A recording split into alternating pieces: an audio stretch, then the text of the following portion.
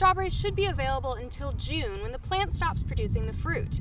Washington warns customers to call before coming, though, since large crowds and high demand means that the fruit oftentimes runs out. I'm standing here in front of the arch at the University of Georgia, where people are gathering in support for Ukraine in the midst of the Russian invasion. Legislators advanced multiple bills involving education. Bills in the House and Senate would ban the instruction of racial topics considered divisive by legislators. Trump blames Governor Kemp for the loss and said at the rally there was monumental evidence of cheating and fraud in the election. Kemp refused to block certification of the results, and there's been no findings of fraud in the election since. It's no trick of the eye, those are refrigerators around Athens. Athens Community Fridge was founded in July of 2020 to combat food insecurity in Athens. In 2019, Athens-Clarke County had a 16% food insecurity rate, which is 6% higher than the national average. Restaurant owner Rasheed Malcolm was one of the few to take on a fridge and has maintained it since. I had to kind of, really buy into more ownership to it being here as far as, knowing what's going on and ensuring that, I check it every day.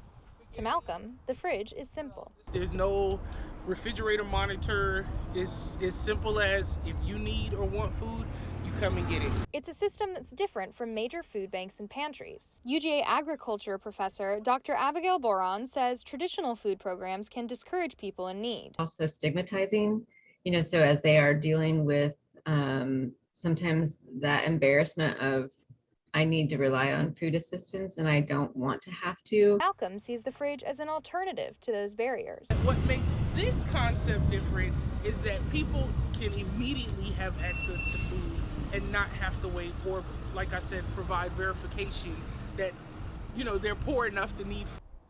A frequent customer is Miss Sarah, a fixture in the community who helps out with the fridge when she can. I just like helping people. Malcolm says Miss Sarah visits the fridge frequently, both to take food and clean up after others. I'm sure it comes in handy for different ones in eat, but while people like Miss Sarah help out, Malcolm says not everything is smooth sailing. People often unplug the fridge and others have defaced it. It's also the only fridge that's fully operational right now. There were originally 3 fridges, but one has become a pantry and the other was closed entirely. Now, Rasheed's fridge is the only one left. But I know our fridge typically gets emptied out a lot faster. And so unfortunately, sometimes it falls a little short of where we would like to see it and where we would like to be. But when it gets stocked, it gets stocked. Delaney Tarr, Grady News Source. This construction site will soon be the newest institution in Oconee County, Dove Creek Middle School. The school is set to open in 2023 with a $36 million price tag.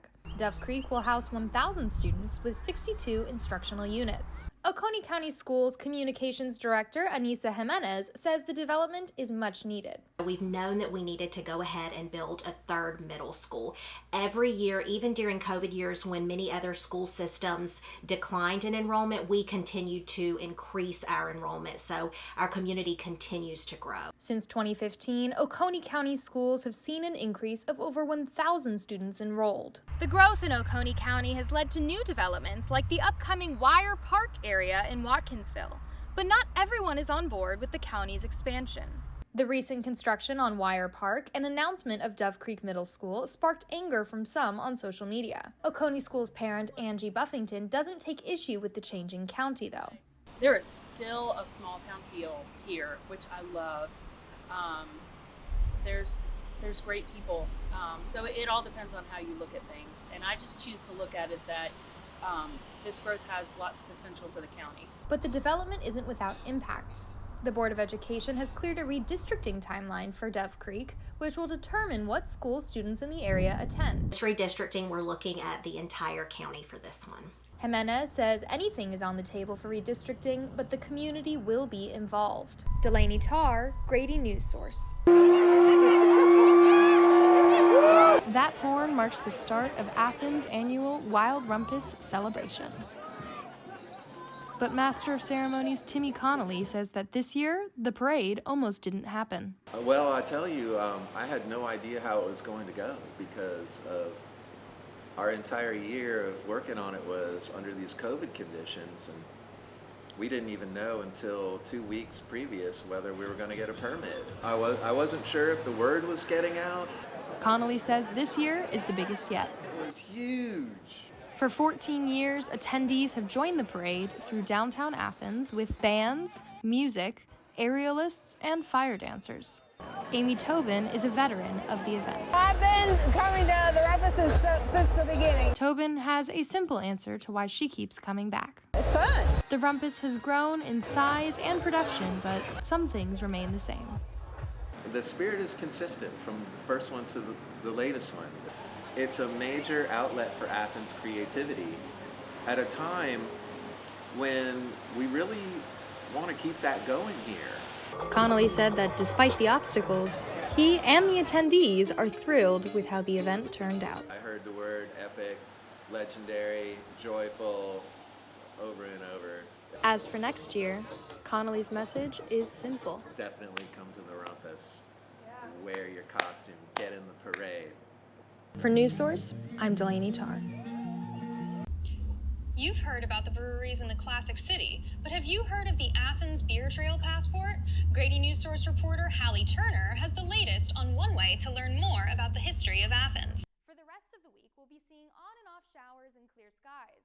There are sunny skies signaling springtime weather on Friday, Sunday, and Monday, with temperatures in the high 60s and low 70s. Saturday has a 20% chance of showers, so bring an umbrella to face the chance of rain. As weather clears up for the rest of the week, be prepared for record-breaking pollen counts across Georgia. Pollen counts are currently at the highest they've been this entire month. What's the importance of people coming out here today? Well, I mean, we are all fellow human beings around this planet, and no individual, no family, no child should have to suffer the consequences of war, particularly an unjust war as is being waged by Russia against the people of Ukraine right now. I'm Delaney Tarr for Grady News Source. Thank you for watching and have a good night.